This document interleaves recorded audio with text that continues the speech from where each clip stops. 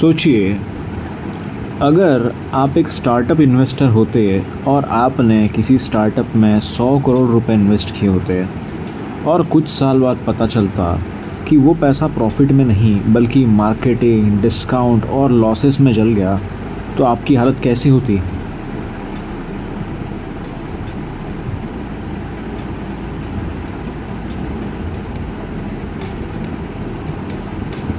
शायद बिल्कुल वैसी ही जैसे इस थंबनेल में दिख रहा है। क्योंकि आज इंडिया के स्टार्टअप इकोसिस्टम में एक बड़ा सवाल उठ रहा है कि स्टार्टअप में आखिर इन्वेस्टर्स का पैसा जा कहाँ रहा है।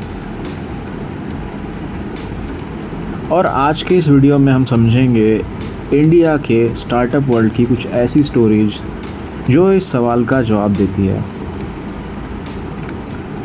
सबसे पहले समझते हैं स्टार्टअप मॉडल को। स्टार्टअप कंपनीज शुरू में ही प्रॉफिट नहीं कमाती, उनका फोकस होता है ग्रोथ।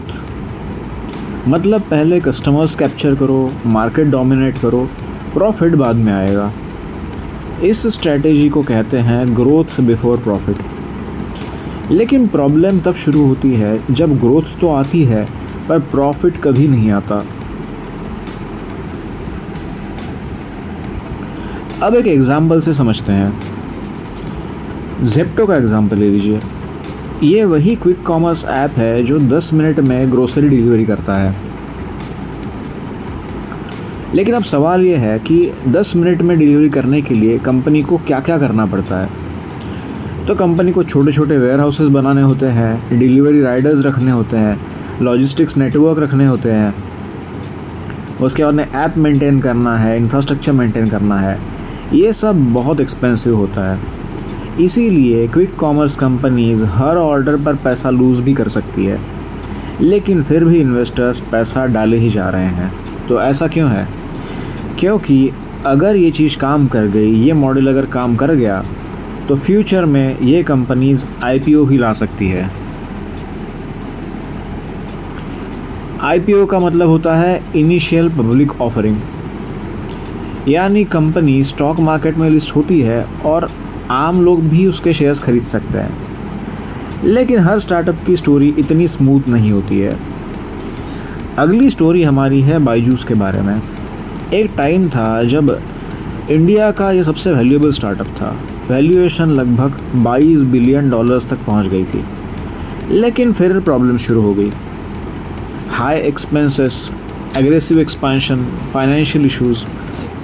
हम सब जानते हैं कि बायजूस एक्सपेंशन के लिए किस तरह के तरीके अपना रहा था और धीरे धीरे कंपनी क्राइसिस में फंस गई।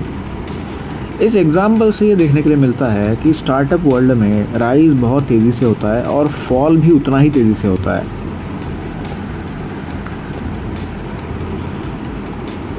अब एक और इंटरेस्टिंग बैटल को देखिए। क्विक कॉमर्स वॉर की बात करते हैं।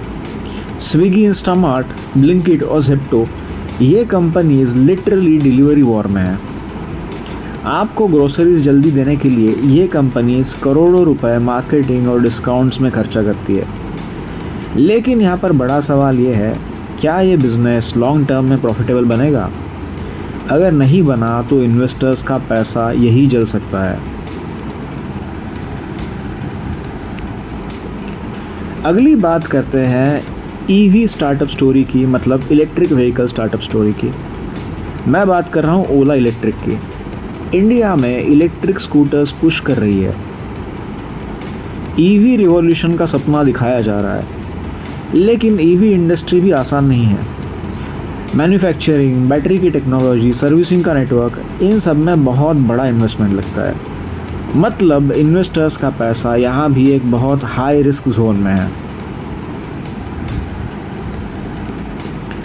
अब बात करते हैं फिनटेक वर्ल्ड की। मैं बात कर रहा हूँ फ़ोनपे और रेज़रपे की।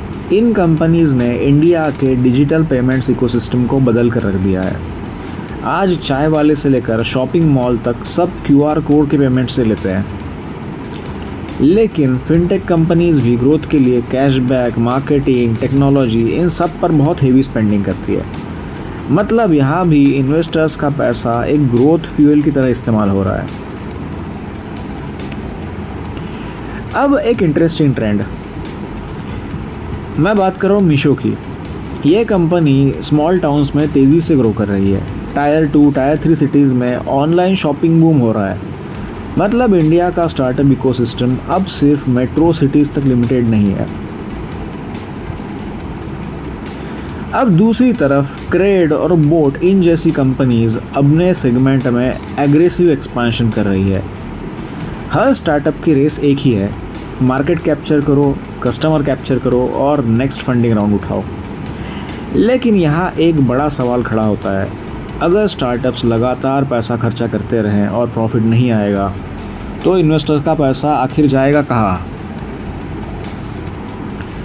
यही से शुरू होता है स्टार्टअप इकोसिस्टम का रियल टेस्ट, क्योंकि इवेंचुअली हर कंपनी को एक दिन प्रॉफिट दिखाना ही पड़ेगा। तो ओवरऑल पिक्चर क्या है? इंडिया का स्टार्टअप इकोसिस्टम एक बहुत ही इंटरेस्टिंग से फेज़ में है। कुछ स्टार्टअप फ्यूचर जायंट्स बन सकते हैं और कुछ शायद सर्वाइव ही ना कर पाए।